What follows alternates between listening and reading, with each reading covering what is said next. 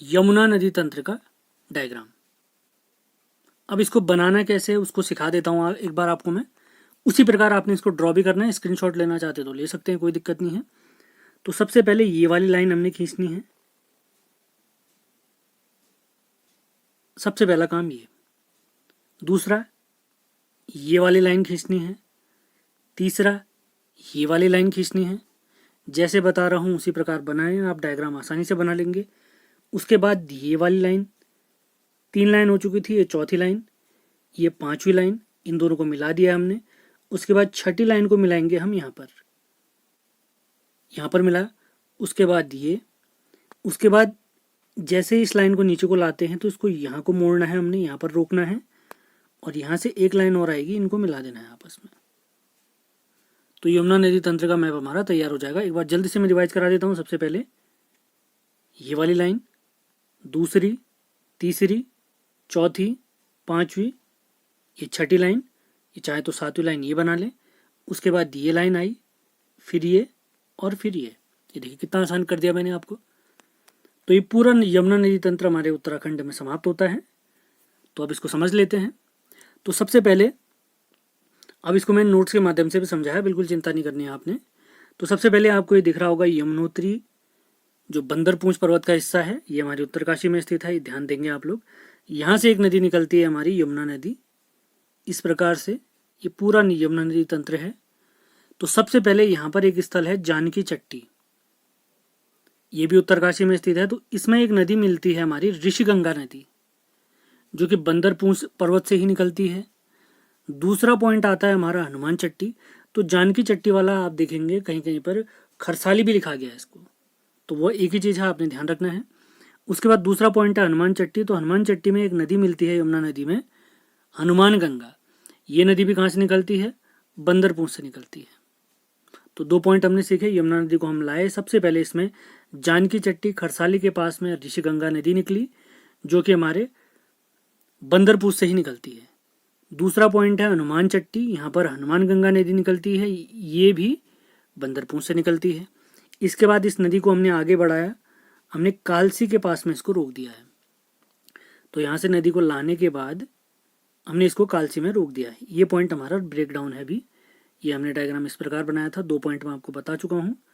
तीसरा पॉइंट कालसी आता है। तो कालसी में पहुंचने से पहले ये वाला सीन देख लेते हैं।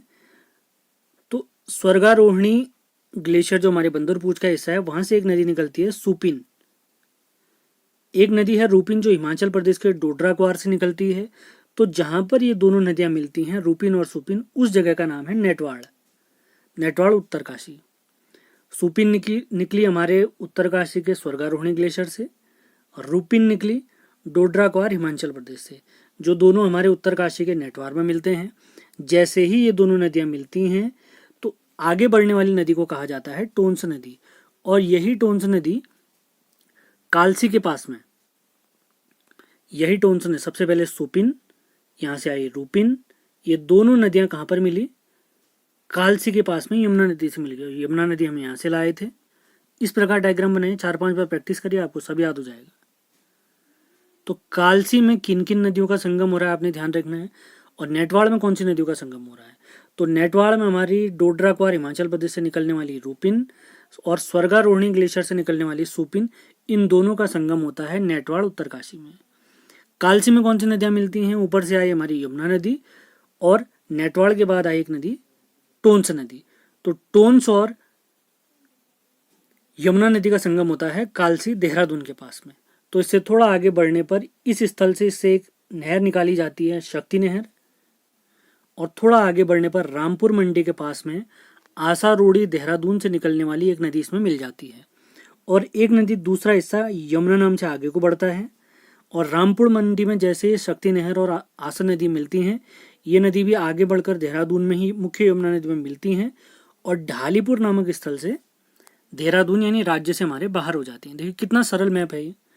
यहाँ से हमने स्टार्ट करा, इस प्रकार लाए, बार बार प्रैक्टिस करनी है आपने इसकी, तब जाके ये चीज़ सरल हो पाएगी।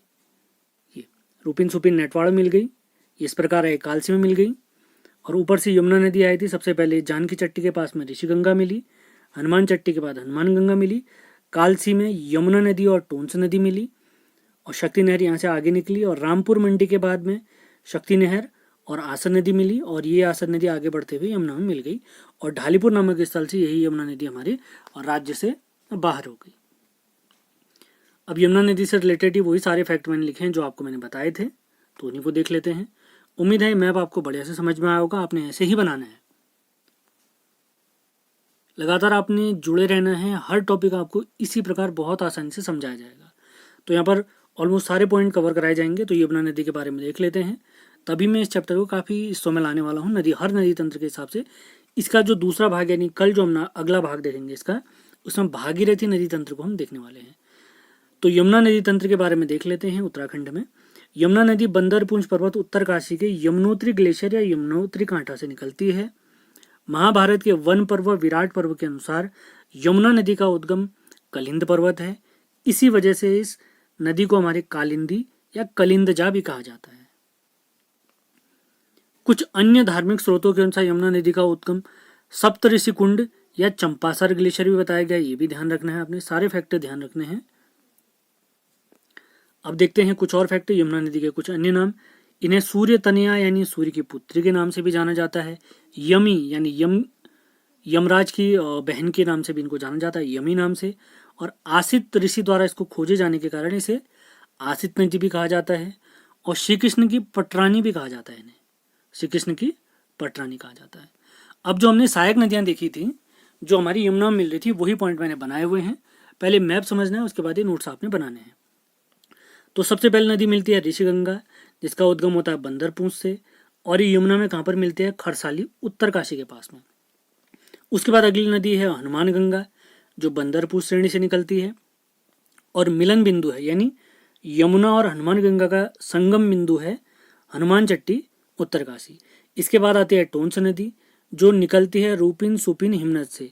रूपिन हिमाचल प्रदेश, सुपिन उत्तराखंड, नेटवाड़ में दोनों मिलेंगी। नेटवाड़ में लिखा हुआ है, यहाँ पे देख सकते हैं आप, नेटवाड़ उत्तरकाशी।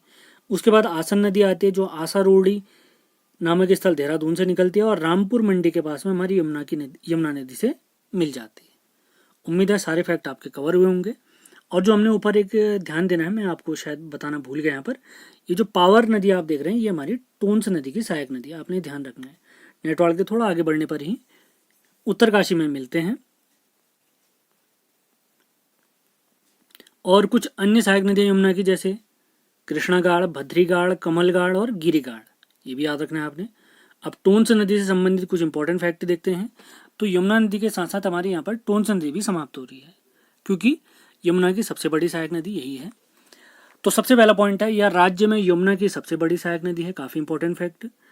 टोंस नदी उत्तराखंड व हिमाचल प्रदेश से सीमा बनाते हुए 148 किलोमीटर बहने के बाद कालसी व डाक पत्थर के बीच यमुना से मिल जाती है, कालसी और डाक पत्थर के बीच में। टोंस नदी का निर्माण सुपिन नदी व रूपिन नदी के नेटवाड़ उत्तरकाशी में मिलने से होता है।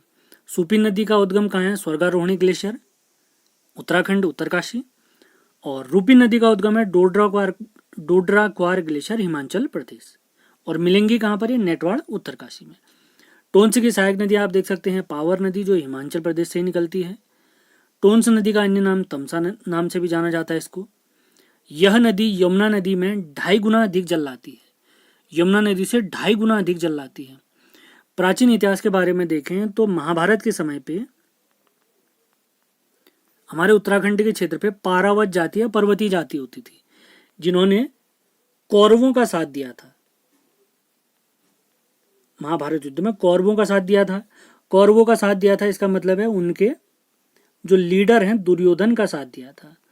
तो कहते हैं दुर्योधन के निधन के बाद इस जाति को, पारावत जाति को इतना दुख हुआ था कि इनके रोने से एक नदी उत्पन्न हुई थी, जिसे तमसा नाम दिया गया था, और यही तमसा वर्तमान में टोंस के नाम से जानी जाती है। इसी वजह से ऐसा माना जाता है इस क्षेत्र की पारावत जाति आज भी टोंस नदी के जल को ग्रहण नहीं करती है। अब देखिए कितना सरल मैंने कर दिया आपके लिए नदी तंत्र। तो सारे फैक्ट आपने कवर करते हुए चलने हैं। और यमुना नदी के बारे में कुछ अन्य फैक्ट अगर देखें, टोंस नदी की लंबाई तो हमने देख ली है भैया, कितने किलोमीटर है, 148 किलोमीटर है। अब यमुना नदी की हमारे उत्तराखंड में लंबाई अगर पूछता है तो ये है 136 किलोमीटर। और यमुना नदी किसकी प्रमुख सहायक नदी है? और यही यमुना नदी प्रयागराज में, जब यूपी में जाती है तो प्रयागराज में हमारी यमुना नदी किससे मिल जाती है? गंगा और यमुना का संगम हो जाता है यहाँ पर। तो गंगा नदी की सबसे लंबी सहायक नदी है ये, सबसे बड़ी सहायक नदी। इलाहाबाद या प्रयागराज के बाद में पास में ये नदी हमारे गंगा नदी से मिल जाती है। तो उत्तराखंड में तो इसकी लंबाई हमने बता दी। अगर पूछा जाए संपूर्ण भारत में इसकी लंबाई बताइए, तो संपूर्ण भारत में हमारी यमुना नदी की लंबाई है कितनी? 1384, 1384 किलोमीटर। यमुना नदी काफ़ी इंपॉर्टेंट नदी होने वाली है, इसके बारे में सारे फैक्ट लगभग कवर करते हुए चलने। बहुत सारी परियोजनाएं भी इस नदी पर हैं, लेकिन वो परियोजनाएं वाला जो पोर्शन है वो पोर्शन में उसी चैप्टर में आपको करवाऊंगा। तो ये चीज़ें क्लियर करते हुए आपने चलना है।